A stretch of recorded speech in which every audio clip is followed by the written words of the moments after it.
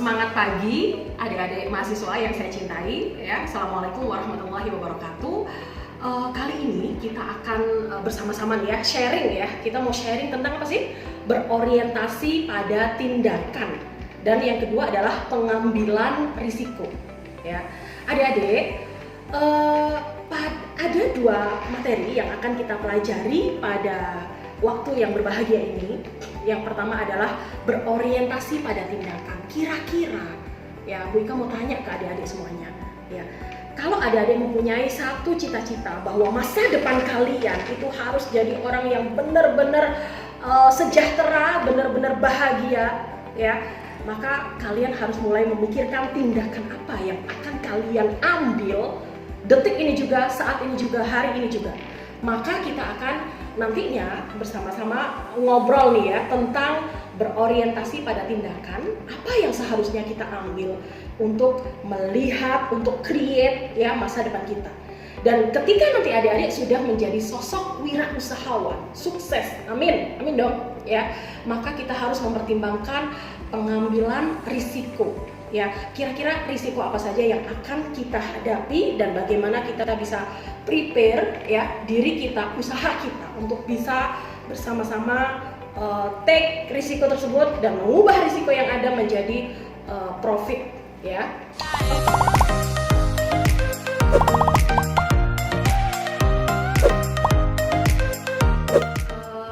Oke, adik-adik yang saya cintai dan semoga mencintai saya. Oke, kali ini bisa perkenalan dulu ya. Nama saya tetap masih kayak kemarin ya, bagi yang sudah kenal. Nama saya Ika Yunia Fauzia. Adik-adik bisa panggil saya Bu Ika boleh, Mbak Ika boleh gitu ya. Mbok Ika juga boleh kalau kita misalnya lagi jualan gitu ya, di lapangan gitu ya, dimanapun kalau ketemu gitu ya. Jadi kali ini kita akan sharing bareng-bareng tentang dua materi yang tadi yang sudah Bu Ika jelaskan di awal ya. Dan selanjutnya Bu Ika harapkan ya, saya harapkan dari adanya materi ini adalah adik-adik benar-benar untuk kita bismillah ya, kita mulai dengan kita merubah tindakan kita, merubah tindakan-tindakan kecil kita untuk bisa create, untuk bisa menentukan bagaimana masa depan kita yang akan datang gitu ya. Maka Bu Ika mau share nih ke adik-adik ya, kira-kira orientasi itu artinya apa sih? Terus yang kedua, tindakan itu artinya apa sih? Dalam Kamus Besar Bahasa Indonesia, orientasi adalah peninjauan untuk menentukan sikap dan pandangan yang mendasari pikiran, perhatian, dan juga kecenderungan. Adapun tindakan adalah langkah dan juga perbuatan. Jadi gini, kalau adik-adik punya satu impian, Bu Ika, saya mau nih nanti lulus dari Setia Perbana Surabaya, saya mau jadi pengusaha Bu, omset rata-rata per bulan 100 juta Bu. Saya mau umrohkan orang tua, saya mau hajikan orang tua, saya mau bangunkan rumah untuk orang tua misalnya. Kalau kalian punya cita-cita yang sangat baik, kalau kalian mau di masa yang akan datang punya kelimpahan materi, financial freedom, maka kalian harus merumuskan tindakan kalian saat ini. Karena apa yang akan kalian putuskan untuk langkah saat ini pasti dong pengaruhnya untuk masa yang akan datang. Oke, kembali kepada orientasi pada tindakan ya. Bagaimana adik-adik yang Bu Ika cintai ya untuk bisa menjadi pengusaha, wirausahawan di masa yang akan datang, kalian harus menentukan langkah sehingga kalian bisa create. Lalu bagaimana? Ya, bagaimana kita bisa meng-create diri kita di masa yang akan datang. Oke, kita kembali lagi ya ke makna wirausaha. Kenapa sih kalian harus kaya? Kenapa sih kalian harus sukses? Coba tanya pada diri kalian masing-masing. Adik-adik, ada satu ungkapan yang satir ya, yang kalian mesti sudah sering dengar ya, bahwa 90% harta yang berputar-putar di dunia ini hanya diperebutkan oleh 10% manusia. Dan kebalikannya, 90% manusia hanya royoan tuh di 10% harta. Dan rata-rata yang menguasai harta adalah mereka yang punya bisnis, mereka yang punya usaha. Maka hidup ini pilihan, kalian mau jadi karyawan, silahkan, monggo. Salah satu satu jalan untuk kalian bisa berkelimpahan ya secara finansial adalah dengan berwirausaha. Dan adik-adik, kita harus kembalikan ke konteks wirausaha. Wirausaha adalah terdiri dari dua kata, wira dan usaha. Wira itu artinya pejuang, pahlawan, manusia unggul, teladan, berbudi luhur, gagah berani, berwatak agung. Wah, saya kayak mau drama radio ya. Dan usaha itu apa? Usaha itu perbuatan amal, bekerja, berbuat sesuatu. Jadi ketika kalian memilih jalan untuk wirausaha, maka kalian telah menjadi sosok pejuang. Karena apa? Ketika kalian membuka usaha, kalian survive usaha kalian, kalian bisa membuka lapangan kerja, kalian bisa berdiri di atas kaki kalian sendiri, maka kalian bisa banyak memberikan kehidupan kepada orang-orang sekeliling kalian. Maka kita kembali ke pembahasan yang tadi, orientasi pada tindakan. Apa yang kalian lakukan saat ini, tindakan apa yang kalian tempuh saat ini agar kalian menjadi wirausahawan yang sukses. Maka adik-adik, yang harus kita pikirkan adalah bagaimana ya kita men-setting action tindakan kita saat ini. Ya, Abraham Lincoln menyatakan bahwa the best way to predict our future is to create it. Ya, jadi cara yang bagus untuk meramalkan masa depan kita adalah kita bikin masa depan kita. Ya, kalian harus berpikir dalam hati dan pikiran kalian. Saya nanti lulus mau jadi apa? Saya mau wirausaha di bidang apa? Itu ya harus yang spesifik adik-adik. Kalian mau jadi apa? Passion kalian di mana? Kalian hobinya apa? Maka kalian harus putuskan goal yang spesifik dan juga goal yang positif. Kalau tindakan-tindakan hari ini adik-adik itu harus berdasarkan impian kalian yang spesifik. Dan kalian harus membuat tindakan-tindakan, target-target per hari yang spesifik dari tindakan-tindakan yang akan kalian tempuh di misalnya 2 tahun lagi, 3 tahun lagi. Kalian punya impian, punya cita-cita 3 tahun lagi, maka itu di breakdown per bulan, per tahun, per bulan, per hari, per jam. Ya, dan kalian butuh media namanya apa? Visualisasi dan afirmasi. Sekarang adik-adik, bagaimana ya caranya kita berorientasi pada tindakan? Caranya adalah menunda kesenangan. Kalau kalian dikasih uang saku mamahmu, atau kalian kerja part time, duitnya jangan dibuat beli HP yang terbaru. Jangan dibuat untuk lifestyle. Tapi kalian harus berpikir wealth style. Apa itu? Yaitu kalian harus melakukan aset alokasi. Ini duit kudu disimpen nih, ini duit ditabung. Tabungannya buat apa? Bisa buat modal. Buat modal apa? Usaha. Usaha dapat laba. Labanya diapain? Jangan dikonsumsi. Labanya dikumpulin, Bu, beli tas baru. Aduh, jangan. Ya. Laba dikumpulin buat nambahin modal lagi. Dapat laba lagi, plek digulung, tambahin modal lagi. Usahanya gede nggak kalau 1 tahun seperti itu? Gede. Bisa-bisa 1 tahun buka cabang yang kedua, tahun ketiga buka cabang lagi. Jadi kita hidup ini butuhnya wealth style. Karena apa? Karena lifestyle itu berat. Ya, lifestyle itu berat.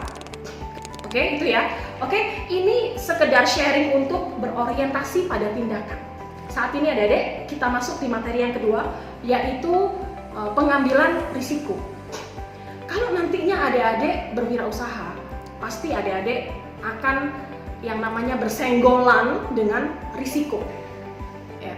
Risiko itu apa? Risiko itu ketidakpastian, ya, uncertainty, gitu loh. Ketidakpastian karena apa? Seorang wirausahawan itu pasti akan menghadapi ketidakpastian dalam usahanya. Bu, COVID nih Bu, papa saya usahanya bingung. Karena apa? Restoran, COVID, sepi. Ya itu bagian dari risiko usaha.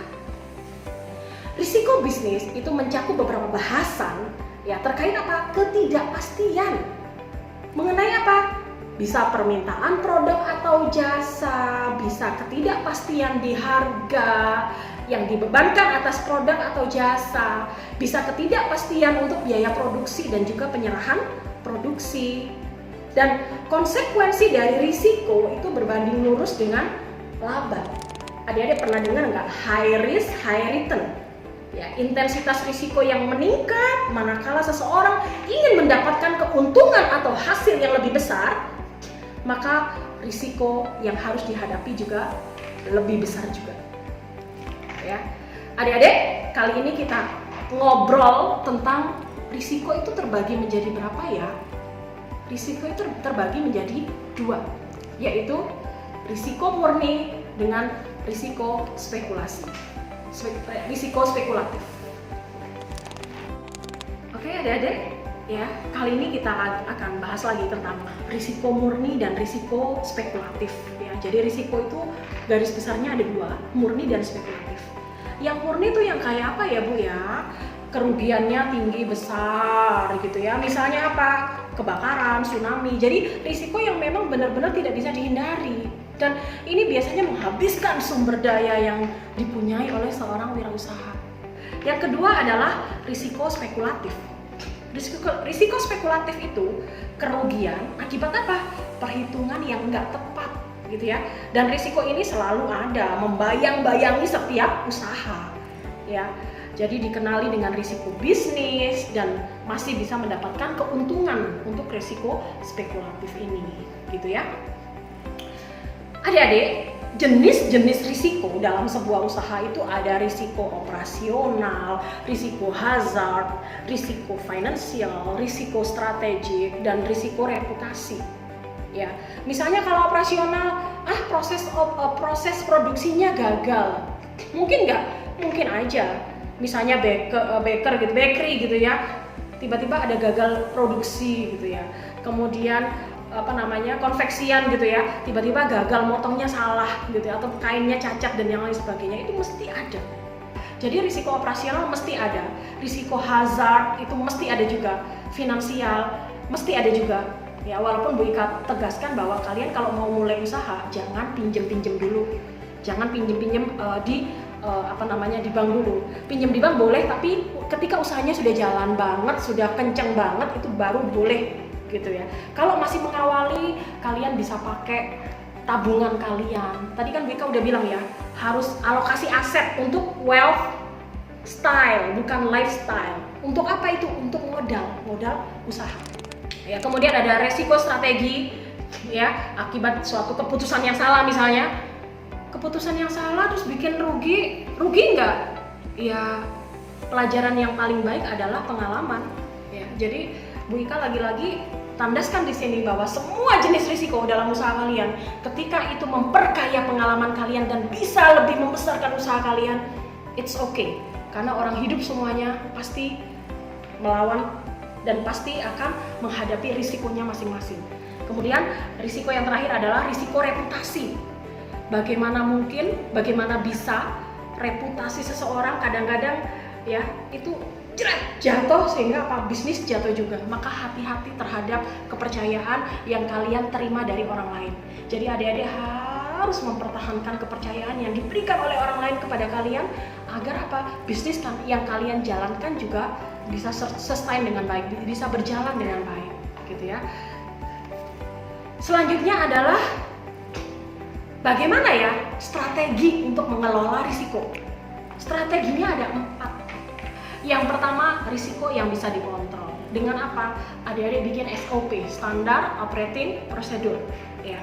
Kemudian yang kedua adalah risiko yang ditransfer. Bisa nggak ditransfer?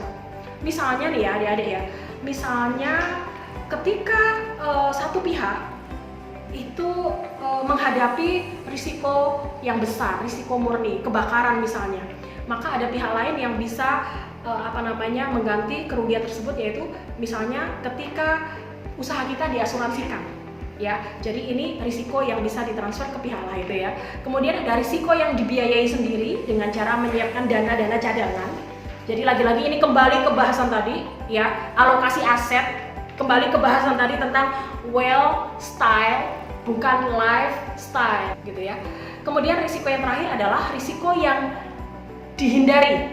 Ya, misalnya punya warung, punya restoran gitu. Kalau misalnya musim hujan ya perbanyak yang produk-produk minuman anget gitu ya. Misalnya kalau COVID itu bukan berarti nggak ada pembelinya tetap, tapi cara mereka membeli itu yang berubah. Ya, maka risiko yang bisa dihindari misalnya dari keterpurukan usaha era Covid ini adalah dengan menggenjot apa? Pemasaran online. Pemasaran online bisa masuk ke marketplace, bisa masuk ke grup-grup, ya grup PKK, grup-grup yang lain, kan banyak nih WAG gitu ya, dan bisa masuk ke banyak penjualan yang lain, ya, teknis-teknis yang lain, ya. Oke, itu saja, ya. Saya harapkan semoga apa yang kita pelajari pada hari ini bermanfaat. Karena apa, adik-adik nggak ada manfaatnya kalau mau kuliah berapa lama jamnya, kuliah sampai apa ya, capek gitu ya. Bu, saya dengerin semua materi dari dosen-dosen tapi kok nggak tahu mana yang masuk gitu ya. Karena memang sebenarnya adalah yang bisa bikin kalian sukses, bisa bikin kalian berubah adalah diri kalian sendiri. Kami ini hanya sebagai orang tua yang bisa mendorong kalian untuk sukses, memberikan motivasi, inspirasi, tapi lagi-lagi kalian sendiri yang bisa memilih jalan hidup kalian. Maka jangan sia-siakan waktu yang diberikan oleh Tuhan kepada kalian, karena ketika kalian kehilangan waktu kalian dan kalian tidak menjadi apa-apa di masa yang akan datang, kalian akan menjadi sosok yang sangat tidak berarti dalam hidup dan kalian akan menjadi seseorang yang hilang, ya. Oke, itu saja. Terima kasih.